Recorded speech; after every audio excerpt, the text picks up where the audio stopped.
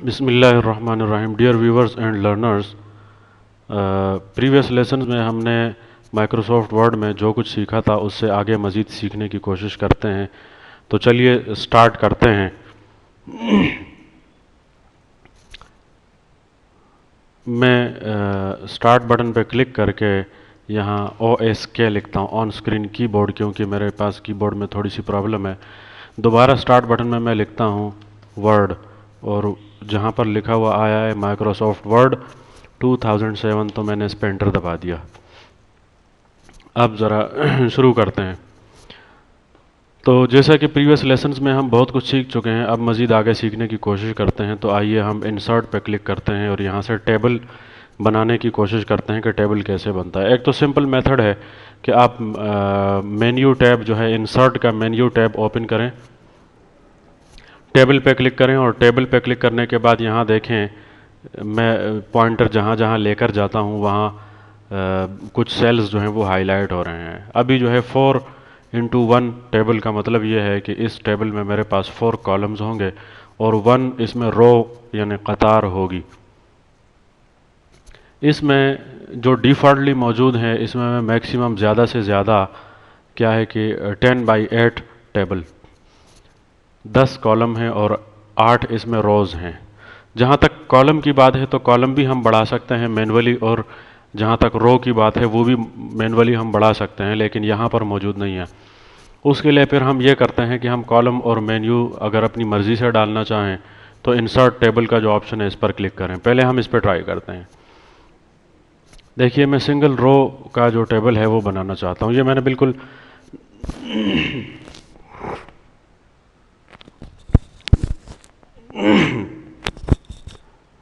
इंतहाई माजरत, excuse me. मैंने टेबल बनाया। टेबल इंसर्ट करने के बाद अब इसमें जो कॉलम्स हैं ये हमेशा कॉलम कहलाता है, ठीक है, और ये पूरी की पूरी एक रो होती है, यानी सॉरी, ये पूरी एक रो होती है, ठीक है। ऊपर से नीचे कॉलम और दाएं से बाएं या बाएं से दाएं एक रो कहलाती है। हम टेबल के फर्स्ट कॉलम में आते हैं। इसको हम डिज़ाइन करना चाहते हैं। जैसे फॉर एग्जांपल मैं एक फ़र्ज़ी सा टेबल बना लेता हूँ। सीरियल नंबर मैंने लिखा, मैं टैब दबाता हूँ, कीबोर्ड से टैब का बटन डायरेक्ट प्रेस करता हूँ तो मेरा कर्सर डायरेक्टली नेक्स्ट सेल में जंप करता है। यहाँ मैंने नेम लिखा, यहाँ सॉरी, मैं दोबारा कैप लॉक कीबोर्ड पे ऑन रखता हूँ। कैप लॉक आप जानते होंगे, ये कैप लॉक का बटन है और मेरे पास ये ऑन है। मैं कीबोर्ड को मिनिमाइज़ करता हूँ। फादर नेम मैंने लिख दिया, मैं क्लास लिख देता हूँ और सब्जेक्ट लिखता हूँ, और इसके अलावा आप कुछ भी लिखें, आप लिख सकते हैं। जिन चीज़ों की आपको ज़रूरत हो, जिस तरह का टेबल आप बनाना चाहते हैं बना सकते हैं, ठीक है। मैं फिर टैब दबाता हूँ। लास्ट सेल में जब मेरा कर्सर आ जाए तो अब यहाँ पर अगर मैं टैब प्रेस करूँगा कीबोर्ड से तो न्यू रो मेरे पास शुरू हो जाएगी, ये देखें। इसी तरह मैं जितनी बार लास्ट सेल पर जाकर टैब प्रेस करूँगा उतनी ही बार ऑटोमेटिकली न्यू रोज़ शुरू हो जाएंगी। इसमें 2 बातें और हैं। एक बात तो ये है कि आपने ऊपर फर्स्ट रो में जिस तरह की या जिस सेल में ये जो फर्स्ट रो है इसके किसी भी सेल में जिस तरह की फॉर्मेटिंग आपने की है, same as it is formatting नीचे वाली सेल्स में भी ऑटोमेटिकली आती जाएगी। तो इसलिए मैं यहाँ पर कोई फॉर्मेटिंग नहीं कर रहा हूँ, क्योंकि मैंने ऊपर की जो हेडिंग है इनकी फॉर्मेटिंग अलग रखनी है। मैं ये 2 सेल्स डिलीट कर देता हूँ। इनको मैंने सेलेक्ट कर दिया। सेलेक्ट करने का तरीका ये है, देखें, मैं यहाँ पे माउस का बटन प्रेस करके माउस को राइट साइड की तरफ ड्रैग करता हूँ और फिर राइट क्लिक करके डिलीट कॉलम्स पर क्लिक कर दें तो ये 2 कॉलम मैंने डिलीट कर दिए, मुझे ये नहीं चाहिए। अच्छा, मैं टैब दबाता हूँ। अब टैब दबाने के बाद मैं यहाँ आता हूँ।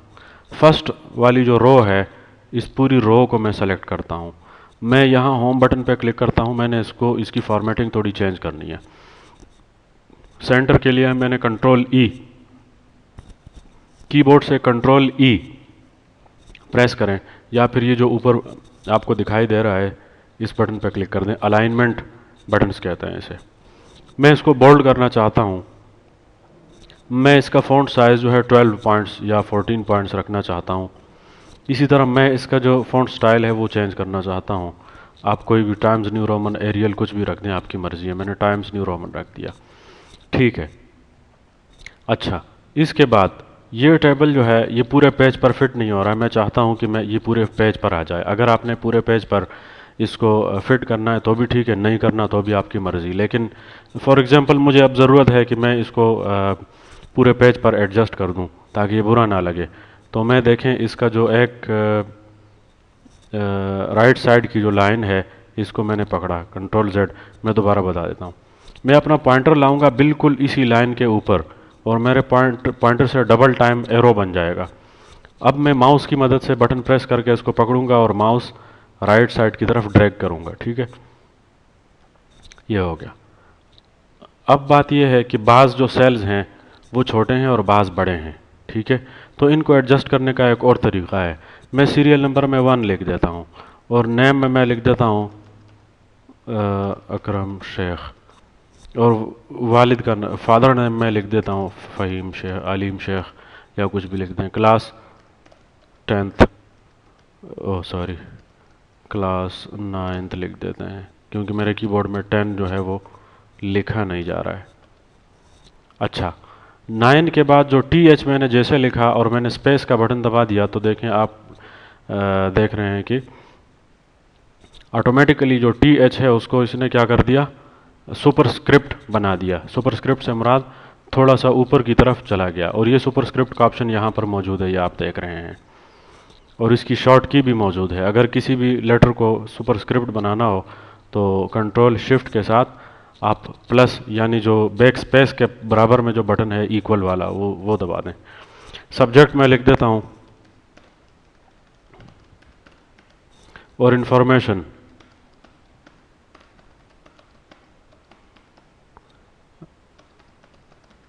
वेल एजुकेटेड, कुछ भी लिख दें आप।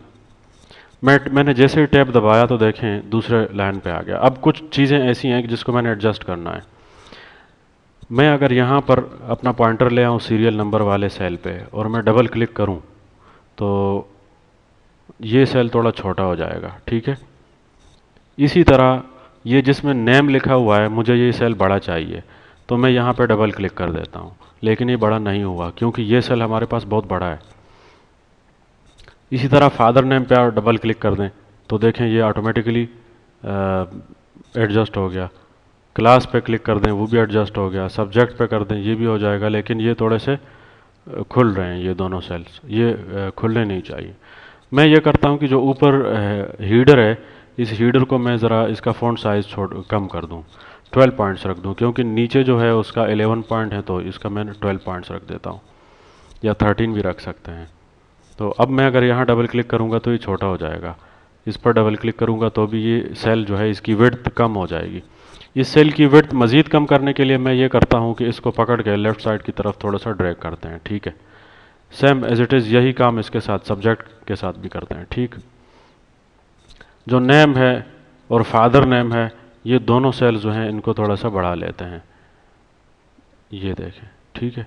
और यहाँ पर जो सीरियल नंबर का सेल है इसको और छोटा कर देते हैं यहाँ तक, ठीक है। ये सीरियल नंबर का जो वर्ड है ये बड़ा लिखा हुआ है तो मैं ऐसा करता हूँ, इसको स्मॉल लेटर्स में भी लिख सकते हैं। नेम जो है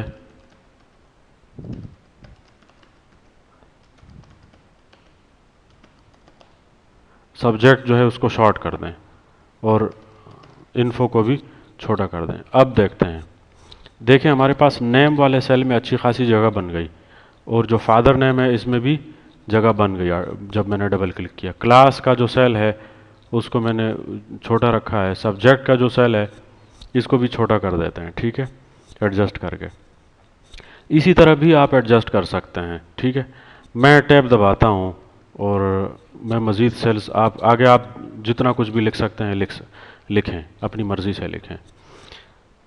इसी तरह टेबल में एक और चीज़ होती है कि अगर आपको कहीं पे सेल्स जो हैं दो सेल्स मर्ज करने की ज़रूरत है तो आप उन दोनों सेल्स को सेलेक्ट कर दें, राइट क्लिक कर दें और मर्ज सेल पे क्लिक कर दें। या फिर दूसरा ऑप्शन इसमें यह आता है कि जब आप 2 सेल्स सेलेक्ट करेंगे तो यहाँ ऊपर मेन्यू बार में जो लेआउट है ये सामने आ जाएगा, और लेआउट में आप देखें कहीं लिखा हुआ होगा merge cells, split table, split से मर्ज सेल्स ये है। तो इस पे जब मैं क्लिक करूंगा तो देखें मेरे जो 2 सेल्स हैं उनसे एक सेल बन गया। इसी तरह इस सेल के साथ मज़ीद मैं और सेल्स जो है वो क्या करता हूँ, ऐड करता हूँ। मैंने टेबल थोड़ा सा बढ़ा दिया, ठीक है। टेबल बढ़ाने का मुख्तलिफ तरीक़े हैं। मैंने कीबोर्ड से टैब का बटन दबा के रखा तो ऑटोमेटिकली टेबल बढ़ता चला गया। लेकिन अगर आप चाहते हैं कि ये जो रो है इसके नीचे एक और रो आ जाए तो उस पर राइट क्लिक करें, इंसर्ट पे जाएं और ये देखें कहीं लिखा हुआ होगा इंसर्ट रोज़ बिलो, ठीक है। तो बिलो का मतलब ये है नीचे, आप नीचे की तरफ मज़ीद सेल्स डाल सकते हैं, सॉरी रोज़ ऐड कर सकते हैं। इसी तरह आप इंसर्ट अबव यहाँ पर भी मौजूद है, लेआउट पे क्लिक करें, इंसर्ट अबव का मतलब है इसके ऊपर एक रो और आ जाएगी, ठीक है। और बिलो जो है उससे नीचे आ जाएगी। इंसर्ट लेफ़्ट और राइट ये कॉलम्स के लिए है, ये रो के लिए नहीं है, ठीक है। अगर आपने कॉलम्स ऐड करने हैं तो यही तरीका है। मैं देखें इन 4 सेल्स को या 6 सेल्स को जितने भी हैं सेलेक्ट करता हूं और उसी ऑप्शन पे दोबारा जाता हूं मर्ज सेल, तो ये एक सेल बन गया। लेकिन इस एक सेल में अगर मैं टेक्स्ट लिखूंगा तो ये टेक्स्ट जो है ये टॉप साइड पे राइट साइड पे अलाइनमेंट इसकी होगी, जबकि मैं चाहता हूं कि इसकी अलाइनमेंट बिल्कुल इस सेल के सेंटर पॉइंट में हो, हॉरिजॉन्टली भी सेंटर में हो, और वर्टिकली भी बिल्कुल सेंटर में हो, ठीक है। मैं ज़रा इस सेल को बढ़ा लेता हूँ ताकि मज़ीद इसको और अच्छे तरीके से देख सकें, वाज़ेह तरीके से। अब यहाँ पे देखें जहाँ लेआउट मौजूद है, इस सेल के अंदर मेरा कर्सर है, जहाँ पर लेआउट है तो इसी लेआउट में आप देखेंगे ये कुछ ऑप्शंस हैं जिनको कहते हैं अलाइनमेंट टूल्स। ये जो अलाइनमेंट टूल्स हैं इनमें बिल्कुल सेंटर में जो है अलाइन सेंटर, ये जो पहला ऑप्शन है इसका मतलब align top left, top side में सबसे ऊपर लेफ्ट साइड में। मैं अगर इस बटन पर क्लिक करूँगा अलाइन टॉप सेंटर तो देखें इसकी अलाइनमेंट सेंटर में हो गई, ठीक है। मैं ज़रा यहाँ कुछ लिख लेता हूँ, अलाइनमेंट मैंने लिखा, ये सेंटर में हो गई। राइट साइड पे करनी है तो राइट साइड पे हो जाएगी। हॉरिजॉन्टली इसको आपने सेंटर में करना है और लेफ़्ट साइड के साथ अलाइन करना है तो ये ऑप्शन है। इसी तरह बिल्कुल सेंटर पॉइंट में रखना है तो ये पूरे सेल के सेंटर पॉइंट में आ जाएगा। इसी तरह राइट साइड पे रखना है तो हॉरिजॉन्टली तो ये सेंटर में रहेगा टेक्स्ट, लेकिन वर्टिकली यानी ऊपर से नीचे की तरफ ये दाएं हाथ पर होगा। इसी तरह बॉटम पे भी रख सकते हैं आप किसी भी पॉइंट पे, मैं बिल्कुल सेंटर पॉइंट में रखना चाहता हूँ, ठीक है। तो ये तरीका है। इसी तरह अगर आप यहाँ टेक्स्ट नहीं रखना चाहते हैं तो ना रखें। मैं इस सेल को तोड़ना चाहता हूँ, ये जो सेल मेरे पास मौजूद है, जिस सेल में मेरा कर्सर है, इसको अगर मैं तोड़ना चाहूँ तो यहाँ पर देखें स्प्लिट सेल्स का ऑप्शन है, और अगर मैं इस पर राइट क्लिक करूँ तो भी ये ऑप्शन मेरे पास आ जाएगा स्प्लिट सेल्स, ठीक है। और उसके बाद इस डायलॉग बॉक्स में मुझसे ये पूछ रहा है कि आपने इसमें कॉलम्स कितने ऐड करने हैं और रोज़ जो हैं वो कितनी ऐड करनी है। तो चलिए ये देख लेते हैं स्प्लिट सेल्स। स्प्लिट सेल्स में ये है कि नंबर ऑफ़ कॉलम्स जो है मैं कितने रखना चाहता हूँ, 1 2 एंड 3, चले मैं 4 रख देता हूँ, या 2 कॉलम्स भी रख सकते हैं, मैं 4 रख देता हूँ। नंबर ऑफ़ रोज़ मैं यहाँ कितनी है, 1 2 3 एंड 4 रोज़ हैं, मैं ये कम कर देता हूँ, मैं 3 कर देता हूँ या 2, ओके। तो अब देखें ये बिल्कुल चेंज हो गया, ये मेरे पास 2 रोज़ हैं इस सेल में, और ये कॉलम कितने हो गए, 1 2 3 एंड 4, ठीक है। अच्छा, कंट्रोल Z दबाता हूँ मैं। इसी तरह ये आप मज़ीद ज़्यादा भी कर सकते हैं, कम भी कर सकते हैं अपनी मर्ज़ी से। इसका फ़ायदा ये होता है कि बाज़ औक़ात जब हमने टेबल को डिज़ाइन करना होता है तो ऊपर हेडिंग में हीडर में ये होता है कि जो हीडर रो होती है ये वाली, इसमें हम कुछ चीज़ें ऐसी लिख देते हैं या कुछ इंडेक्स ऐसा लिख देते हैं कंटेंट के नीचे, उसकी 2 या 3 किस्में होती हैं, तो फिर दूसरे लाइन में उनको क्या कहते हैं वाज़ेह करना होता है। तो आज के लेसन के लिए इतना ही काफ़ी है। मज़ीद टेबल के बारे में मज़ीद सीखेंगे नेक्स्ट लेसन तक के लिए इजाज़त दीजिए। अल्लाह हाफिज़।